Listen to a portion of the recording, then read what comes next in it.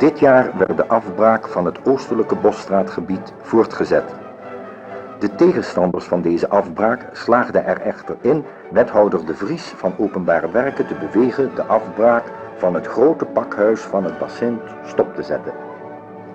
Er kwam dit jaar nog steeds geen uitspraak van de kroon in zaken het bestemmingsplan voor het Bosstraatgebied. Dit plan werd door de gemeenteraad in 1968 goedgekeurd. De Maastrichtse afdeling van de politieke partij Democraten 66 ging daartegen in beroep bij de kroon. Sindsdien wacht Maastricht. Met de jaren veranderen echter ook de inzichten.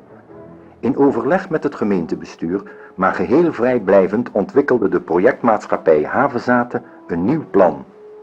De gemeente zelf trok de plannen van de bouw van een nieuw politiebureau annex gemeentelijke geneeskundige gezondheidsdienst uit de Bosstraatplannen terug.